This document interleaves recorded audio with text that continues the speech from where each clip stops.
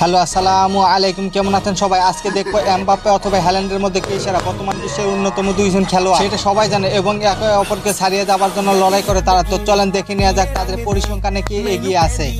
Mbappe একজন footballer, তিনি বর্তমানে পিএসজি ও জাতীয় দলের হয়ে আক্রমণ ভাগের খেলোয়াড় হিসেবে খেলে থাকেন। তিনি মূলত আক্রমণ ভাগ খেললেও মাঝে মধ্যে কিন্তু লেপ ও রাইট দুই পাশে খেলে থাকে। গত 2018 বিশ্বকাপের পরে সে নিজেকে অন্যভাবে প্রতিষ্ঠিত করে তুলেছে। দুর্দান্ত ড্রিবলিং ও গতির রাজা বলা হয় তাকে। এমবাপ্পের উচ্চতা আমরা জানি 5 ফুট 10 ইঞ্চি। 2012 সাল থেকে ফুটবলের যাত্রা শুরু করেন তিনি। 2018 সাল থেকে এখন পর্যন্ত পিএসজি হয় 125টি ম্যাচ খেলে 122টি গোল করেছে। এমবাপ্পে জাতীয় দলের হয়ে খেলতে শুরু করেন 2017 সাল থেকে, প্রায় রাশিয়া বিশ্বকাপের আগে থেকে। তিনি জাতীয় দলের হয়ে মোট ম্যাচ খেলেছেন 57টি, গোল করেছেন 27টি। ওভারঅল বিবেচনা করলে বোঝা যায় সে একজন টপ লেভেলের খেলোয়াড়। অপরদিকে হ্যালান্ড নরওয়ের পেশাদার ফুটবলার। তিনি premier league club Manchester City ও জাতীয় দলের হয়ে আক্রমণ ভাগে ফুটবলার। হ্যালান্ড 2016 সালে তার শহরতলীয় ক্লাব বিনার হয়ে খেলার মাধ্যমে তার ক্যারিয়ার যাত্রা শুরু করেছিলেন। তারপরের বছরে তিনি মূলদে যোগদান করেছিলেন।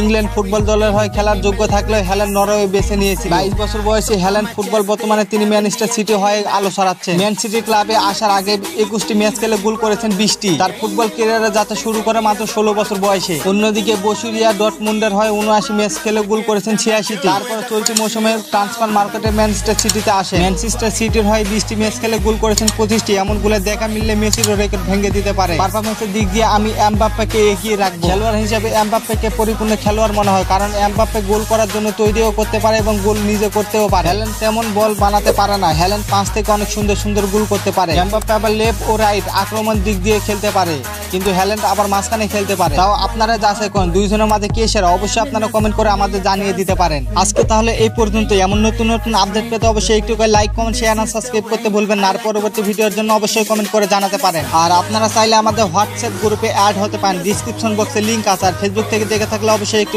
ফলো করে দিবেন। সবাই ভালো থাকবেন, আল্লাহ হাফেজ।